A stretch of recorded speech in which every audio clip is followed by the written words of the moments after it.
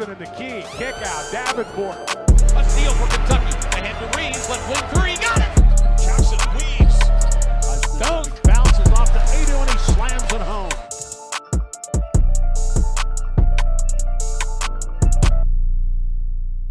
All right, welcome back to another episode of the Student Section. This is a YouTube channel all about men's SEC hoops. So we are officially a little over one and a half weeks into the season. So we've pretty much seen every team play at least 2 or 3 games so far. There's only a few teams that have only played 2, but most have played 3. And most teams have played at least one decent opponent, so we kind of have an idea of what each team looks like. The only team that really hasn't done that yet, I think, is like Alabama. Tennessee just played Louisville, so that's a game. I want to say, we saw Texas. Who did they lost? Or was that they lost, but I can't remember if that was an exhibition game or not. Anyways, we've seen every team play a good team. So I have a lot, I have a lot I want to talk about. This episode, I actually put notes down, so I'm not going to be all over the place like last episode. We have a little bit of direction that I want to go in. So we'll just go ahead and get straight into the top 5 plays of the week. Let's get into it. All right, so for the very first play of the week, we have at the 5th spot, we've got the big block by Robert Miller III out of LSU. You can see his replay right here. He got close to hitting his head on that backboard. Got pretty much elbow all over that backboard. Just a nice looking chase down block. Coming in at number 4 this week, we have Vanderbilt versus California. We get the lob from Grant Huffman to JQ Roberts. He had to reach back pretty far for that one. It was a pretty good lob. I would say that was like, he passed it from a little bit above the 3-point line. He had to. It was a good play. That's why it makes it in at number 4, because it was a good play. I'm not very good, if you guys can tell, at narrating highlights, but I'll get better as we get on. This is just more so just to showcase players, showcase teams. It's not necessarily for me to look good, which is why my face is probably not on the screen right now. Actually, it probably is on the screen, but once the highlights pull up, it's not on the screen. So coming in at number 3, we got the lob from Silas Demery Jr. to Asa Noel, who catches the body off of the lob versus Texas Southern. Nice little poster, calls for it, gets hit right there. I believe that was an N1 too, which adds even more value to it because he makes a 3-point play. I'll talk a lot about Asa Noel later, but he's looked amazing. That's all I'll say for now. I'll save the actual good part for later. Moving in at number 2 for the top 5. We have Texas A&M playing. We get the volleyball swat from Jaden Lee. Looks like he's literally out there. He had 2 hands, and we get 3 blocks in one play. Not from him, but we get the volleyball swat right there. We get Coleman with the block right there, and I think it cuts off. But we got 3 blocks in one play. Just a good overall defensive play. The main highlight of the play, though, is going to be that Jaden Lee volleyball 2-hand swat. Coming in at number 1, anybody who's been paying attention to SEC basketball this week, they pretty much know what play I got right here.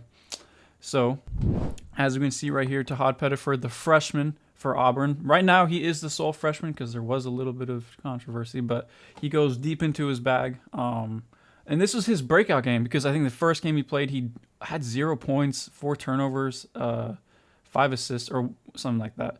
But we get the second pass out from Dylan Cardwell, W pass. Goes deep into his bag for a second time for the 3 off the glass. Shout out to Tahad Pettiford. He looked amazing this game. And this is a game that projected, or I guess not projected, but I can't think of the word I had on the tip of my tongue.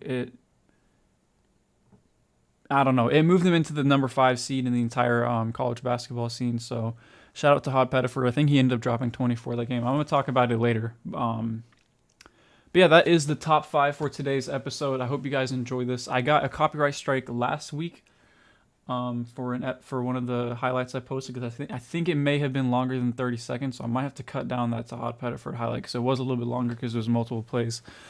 But hopefully I don't get copyright stricken again because, I'm not making money off these episodes, but I think if you get 3 strikes or something like that, your channel gets terminated. I don't want to keep doing that. Hopefully that's not something that happens to me and I have to completely make a new channel. But yeah, that is that for the top 5. We're just going to go ahead and straight move on to the next section of this episode. All right, so here we are. The first game I'm going to cover, I'm going to just be going in chronological order, so I'm going all the way back to last Friday because that was the last games that I covered. We have the first game I'm going to cover is going to be Grambling versus Ole Miss. It was a little bit of a strange game. I think Grambling was pretty efficient from the field offensively. You didn't really see too much craziness out of Ole Miss from this game. I'm trying to pull up the actual game stats right now. I was pulling up season stats. So you get almost 50% shooting from Grambling from the 3. They only shot 46 from the field, which is, I say only, that's a good percentage, but they shot better percent from 3 than they did the field. Only 65% from 3, but you get 14 from Ernest Ross. You get 16 from Mikhail Stevenson, I think is how you pronounce that.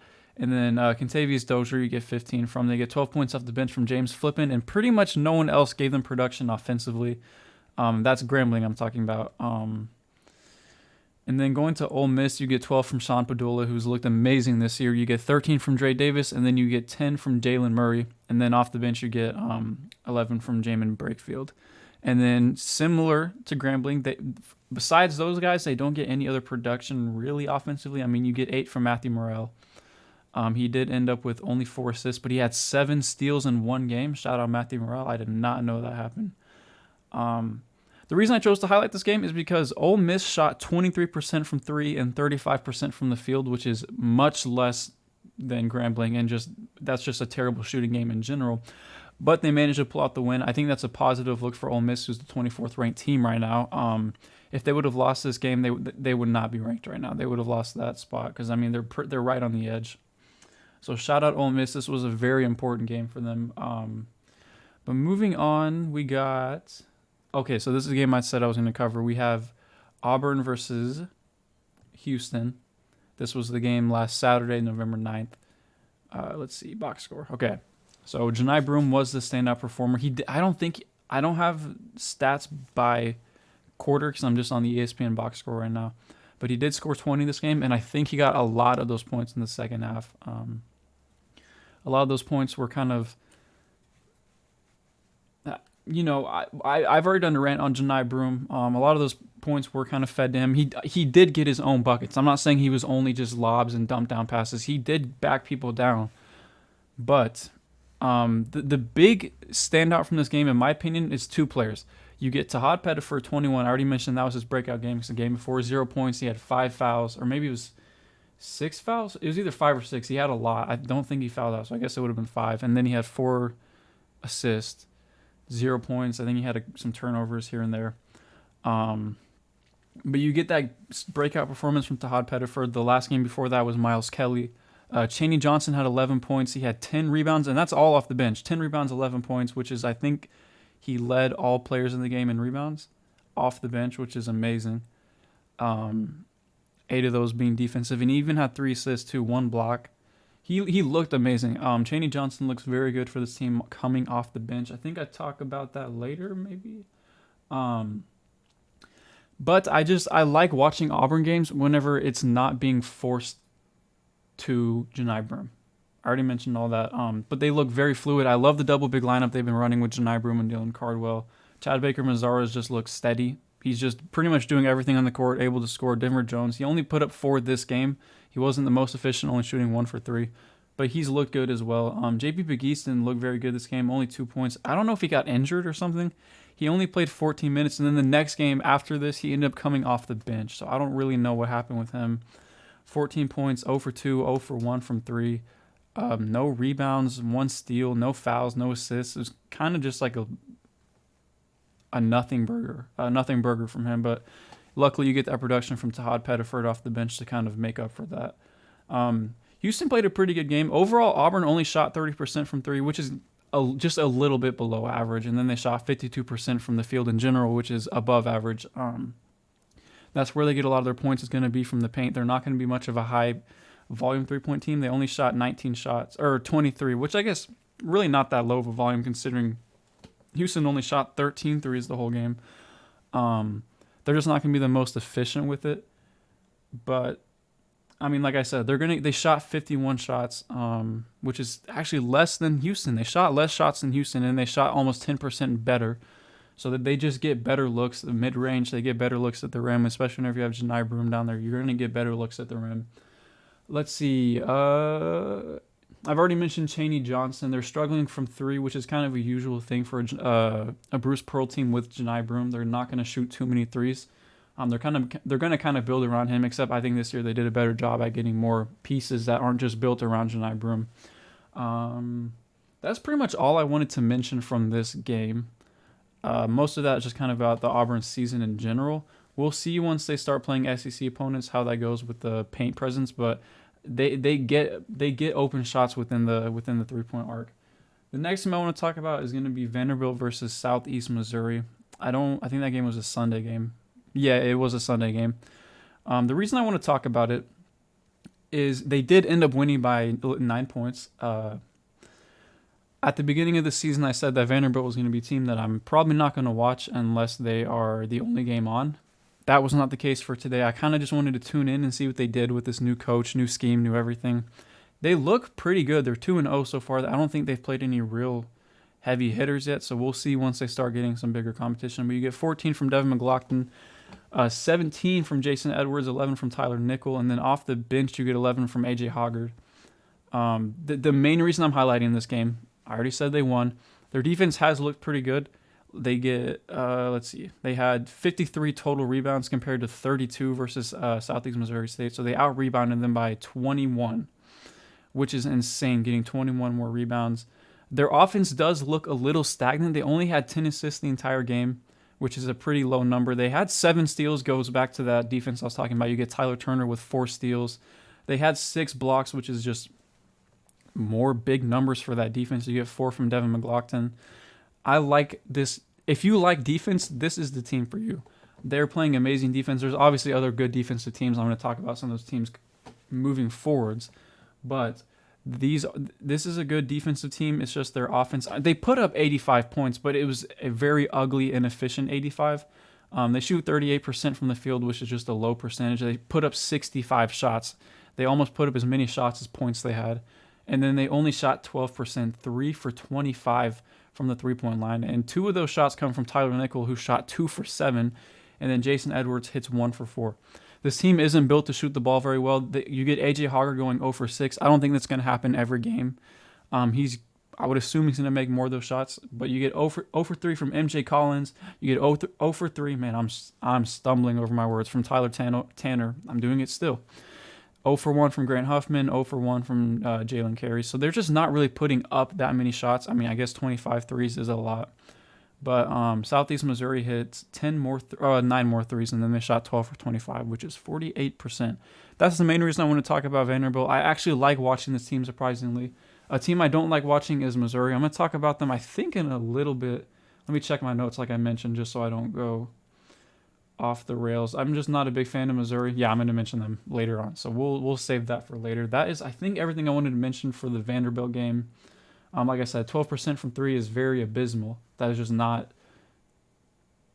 it. I could expect this team in pre-conference play to go only really have 1 loss. They could go with 1 loss this entire pre-conference play, but I don't think that's going to tell you how good this team is, because the hardest teams they're playing is Cal and TCU. They've already beat Cal. I don't think they're going to beat TCU. But the rest of their team, like if I go and look at their schedule, they're not really playing any crazy teams. They've played MD Eastern, Southeast Missouri. They've played Cal, like I said. They beat Cal pretty convincingly. It looks like they beat them by 16 points. But then, oh my gosh, I'm still stumbling. But then they end up playing Jackson State, Nevada, Tennessee Tech, Virginia Tech. TCU is the game I mentioned I don't think they're going to win. And then the Citadel, Austin, PA. I don't even know how to pronounce that name. And then New Orleans. But then they get into conference play. They play LSU, Mississippi State, and Missouri. And South Carolina. Their first 4 conference games are some of the worst teams in the conference. But then they play Tennessee, Alabama, Kentucky, Oklahoma, Florida, Texas, Auburn, Tennessee. So they're going to have a lot of wins at the beginning of the season, but I don't think that's going to tell you the actual skill level of this team. I think they're going to look a lot better record-wise than what they really are. But, I mean, we'll see once that happens. We'll just have to wait and see. Once we get into conference play, it's going to be a lot easier to kind of compare teams because no one's really played each other. So it's hard to tell who's better, who's not. You kind of just have to go what you've seen so far. All right, I'm back. I had to step away, take a quick break. I had some business to tend to. I hope the camera angle doesn't look too different from what it was earlier because I did have to move it. So I just finished talking about Vanderbilt in Southeast Missouri. The next game I'm going to talk about is going to be Alabama versus McNeese. The main reason I want to talk about this is not really for the game itself. It's just more for like an overview of Alabama. So let's see. Okay, so Alabama, their very first game they played was against UNC Asheville. They won by basically 60 points. But that's against the UNC Asheville team who just hasn't looked very good. Just in general, in their conference and just overall. And UNC only shot 23% from this field, from the 3-point line this game, 27% from the field, and 57% from the free throw line. Whereas Alabama shot a lot better splits. You see 63% from the field, 44% from three, and 70% from the line. Much better. But then their next two games is kind of where I want to talk about. The Arkansas State game was what it was. I think, let me pull this box score. You get, for Alabama, this is a bad shooting game. The 40% from the field is pretty average, I would say. A little bit below. You kind of want to see around 45 for a team. That would be kind of on the higher end of normal. I guess it's right around average. They only shot 19% from three, and then their free throw percentage went down a little bit this game. So, as you can see, there are some shooting woes, just like as a unit, not really a single player, just as a unit. And a team that is this high up in the rankings, and their offense, the Nate Oates offense relies so much on the 3-point shooting. That's, a little worrisome. And then the McNeese game, that's the one I want to talk about. They only won by 8 points. Their shooting is definitely better this game. They shot 32% from the field, but it was really their defense that kind of just stunk this game. I mean, you look at McNeese, they only shot 39% from the field and 29% from the 3-point line, but they did end up shooting 81% from the free throw line. Alabama had pretty good splits as well. I think I already mentioned them. 44 from the field, 32 from the free throw. No, 32 from the three, 70% from the line. Basically what I'm getting at is even though McNeese didn't shoot as well, they were able to get up much more shots, and they were able to get a lot more open shots than what Alabama was. Alabama really had to work to get their shots off this game. Which is just a little worrisome coming from the number 2 seed in the entire NCAA basketball, number 1 in the SEC, at least power rankings. We don't have any official SEC rankings because no SEC teams have played each other yet. It's just a little worrisome. They are 3-0, so their record's going to reflect the good team that they are. It's just a little scary, which kind of just a side note. We know I'm an Arkansas fan. I just want to talk about this real quick. I'm not going to be talking about Arkansas this episode except for this spot right here. I think I might mention them. I don't know. We'll see how it goes. I'll probably save them for last just so I'm not boring everyone like always. So these two games I just mentioned, they beat Arkansas State by 9 and McNeese by only 8. Yes, they won, but these are two mid-major teams facing off one of the deepest, best rosters with the best coach, the number 2 seed in all of NCAA basketball. And then Arkansas beats Lipscomb and Troy both by 16 points each. The difference is Alabama gets called by the media mainly. They get called gritty, clutch, tough. This is a team that wills their way to the finish line. That shouldn't be the case for the teams they're playing. This is the number 2 seed, as I mentioned, stacked lineup, best coach in the league. He runs one of the most efficient offenses. This team should be blowing these teams out, just like they did to UNC Asheville. They should be winning by at least 20. The fact that these games, yes, they end up winning by 9 and 8, but these games are close the entire way through. McNeese was pretty much tied up with them. They had the lead at one point with like 3 minutes left. The reason they get up by it is because of fouling. They intentionally foul to try and get the ball back, but they end up making their free throws. These games are a lot closer than just the 9 and 8 point show, and they get praised with gritty, clutch, and tough. Those are the labels you see all over this team. But then my Arkansas team beats these two mid-majors by 16 points each way. While, yes, they weren't the best shooting games, but defensively we look good. We look amazing on the defensive end, like I just said. We're moving the ball. We have scores. We're a little short on big men right now because of injuries. But for the most part, this Arkansas team has looked really good, especially in their second half. But yet all I see in the media is talking about how Arkansas, this team is poorly constructed. They're a bad team. They can't score. Cal is washed. And not to mention all the hate we're getting from Kentucky fans. I don't know what it is with you Kentucky fans. Arkansas fans are not over in every single USC post saying, I'm so glad we got rid of this guy. This guy sucks. He has a stagnant offense. I hate him. He takes off his shirt with his little, he has no muscles. We don't say all of that. You don't see Vanderbilt fans over in the Warriors comment section saying, you guys' assistant head coach sucks. He's so bad. I'm so glad we got rid of him. Because guess what? All of those teams I just mentioned, they are doing good with their new coach. You know who else is doing good with their new coach? Kentucky. How did I get on a rant about Arkansas and Kentucky? Oh my gosh, that's the point I wanted to make. I don't know what it is with the mainstream media. They don't like Arkansas now because of Cal, whatever. For now, everyone should just be focusing on their own team. We don't need to be going into other people's comment sections because no other team does it except for Kentucky fans. I don't like Kentucky fans anymore. I love this Kentucky team. I love Mark Pope. I love Lamont Butler. I love Otega Oweh. I love all the players on this team, but I don't like your fans. I also don't like Arkansas fans because Arkansas fans, even whenever we win and beat these teams by 16, all they talk about is, man, I'm so tired of looking bad, this, that. They do it with football too. I don't know. Why am I ranting about Arkansas? Oh my gosh, bro. I remember Arkansas had just lost their second game of the season to Texas A&M in football, which is a good team. And all the comments were like, I'm so tired of losing. It's just, we suck, blah, blah, blah. Fans make me not like these teams, bro. It's so bad. And yes, there's worse fan bases. But I think in the SEC, Kentucky has one of the most toxic fan bases. That's enough talking about Arkansas. I just said I was going to save the rant for last. Don't get me started on my favorite team, bro. That's enough of that. Anyways, back to Alabama versus McNeese. I'm so sorry about that. The final point I want to make about Alabama is I've already mentioned kind of their scoring woes. Their defense hasn't looked what we thought it would. The ball is kind of a little, it's sticking just a little bit. Because whenever you have all these elite scorers from previous teams join up on one team, it's going to stick because everyone's used to being the man, and now they have to play the fourth or the fifth option. LeBaron Filan has looked amazing. But basically what I want to say is they've looked a little rough so far, except for that first game. And they have, in my opinion, they have the toughest non-conference schedule. I think Auburn has a close second. Arkansas is a close second. Well, I guess they're more third. I don't think it's as hard as the other two. But, for example, I think out of their next, I think it was 8 or 9 games, they play Purdue, Illinois, Houston, Rutgers, UNC, and Creighton. These teams are all ranked, I think, except for Illinois. I think Illinois is the only unranked team out of that group right there.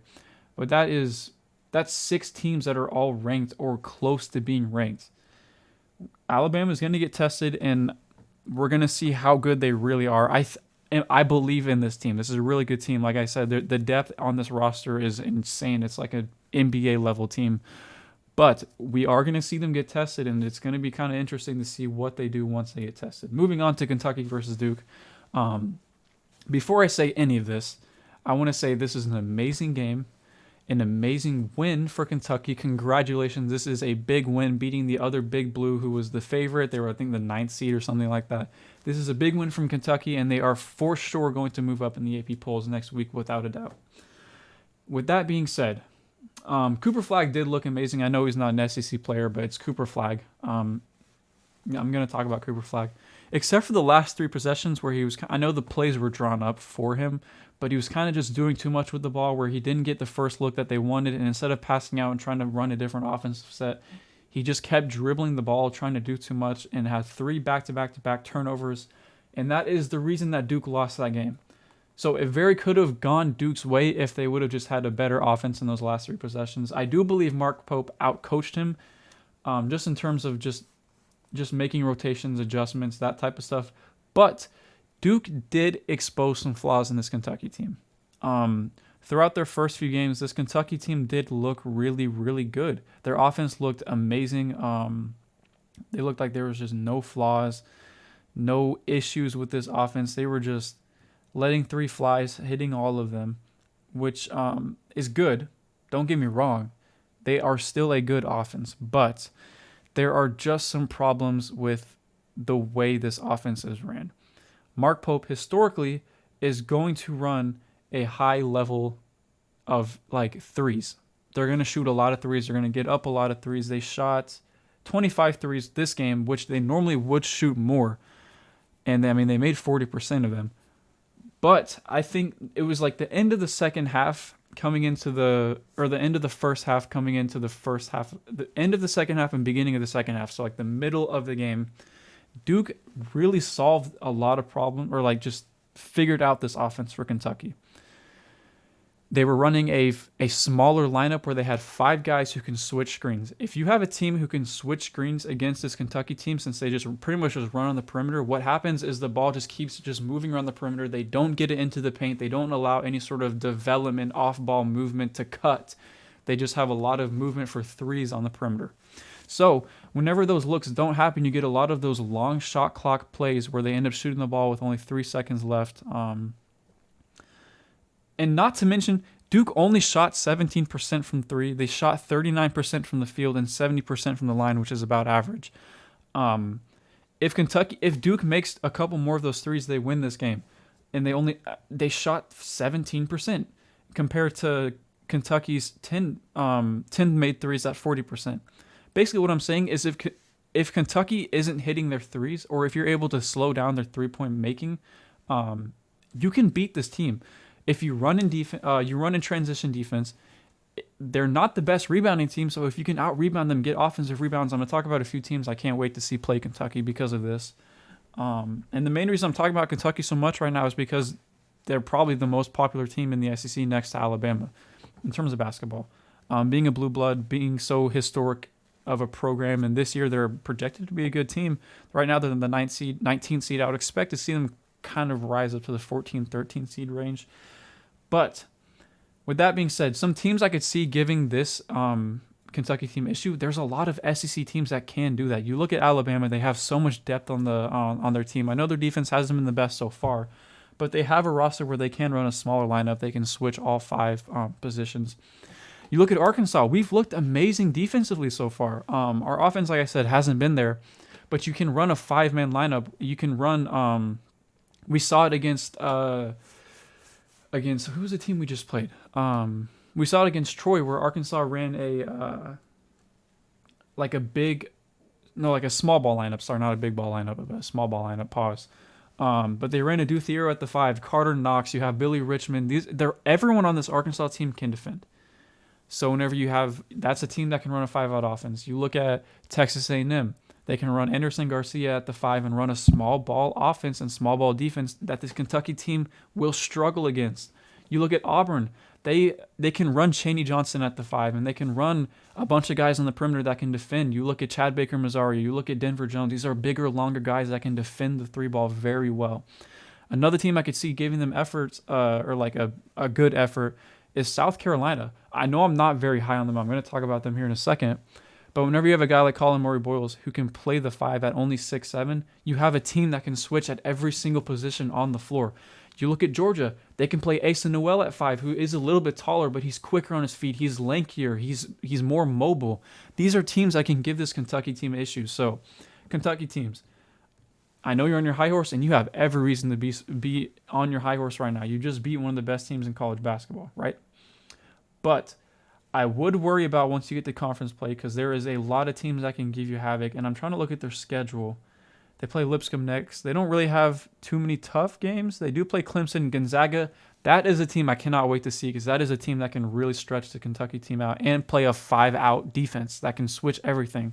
They play Ohio State kind of the same way, but once they get into conference play, that's when you're going to really start to see like a shift in their dominance. And Tennessee's another team that can also switch everything. You look at Florida as well. There are a lot of teams that I think match up very, very well against this Kentucky team. It's just a matter of how well they can stop threes. And And just their overall interior offense just isn't there. Like I mentioned, they pretty much only shoot threes and rebounding. That's why I think Texas A&M is another team that can do better, is because they're such a good rebounding team, especially on the offensive glass. I cannot wait for that matchup. That is all the games I want to talk about. There goes my computer, because I don't need stats anymore, I don't think. Hopefully I don't need stats. But there are some teams I didn't talk about. The first team I want to just mention real quick is South Carolina. Like I mentioned, Colin Murray-Boyles is insane. If the season ended right here today, he is my pick for Defensive Player of the Year. He just looks so good. I compare him to like the 2016 version of Draymond Green. He defends all the positions. He's only 6'7", just like Draymond Green, but they both look so much bigger than what they are. Whenever I was watching their games, South Carolina games this year, Colin Murray-Boyles looks he just looks so much bigger than everyone. He's so much stronger. He's so much quicker. That's what makes him so lethal on the defensive end, is he's quick enough to guard the perimeter, but he's strong enough to guard the big man. He's lanky enough to guard the wings. He is such an amazing defensive weapon for this team. I know they lack a lot of other stuff in terms of just other defensive presence. Their scoring is a little stagnant. But I love what Colin Murray-Boyles has done this year. I love the front court that South Carolina can run with Colin Murray-Boyles and Nick Pringle. They like to run that high post offense where Colin Murray-Boyles has the ball, and he's just gonna play make out of that high post while you have Nick Pringle in the opposite dunker spot. I love the way they run their offense. I love Lamont Paris as a coach. It's just their tools aren't really there to be a successful team. I just realized I do need my laptop because I still need to give projections for upcoming games. Let's see. Sorry. Okay. The next team I want to talk about is Texas. Their offense is looking very good. You have Caden Shedrick, who's looking like a really good big man right now. I don't think all SEC team yet, but you have his offensive production. Arthur Kaluma and Trey Johnson are all giving you really good production. And you still don't have Tremont Mark, a guy who averaged 18.5 points last year in the SEC. One of the most elite scorers in this league. Once they get him back, their offense is going to look very good. It's just their defense in terms of transition, perimeter, and even really paint defense. That's something to look out for Texas. But they have the offensive weapons to be good. Tennessee is looking really, really good, like always. Their front court is dominant on the defensive end, even though they lost their all-defensive player, Jonas Adu, who's looked a little weak right now just because he's injured. But you get the scoring from Zakai Ziegler and Chaz Lanier. You get a lot of production there. So they just look good on both ends of the ball, like always.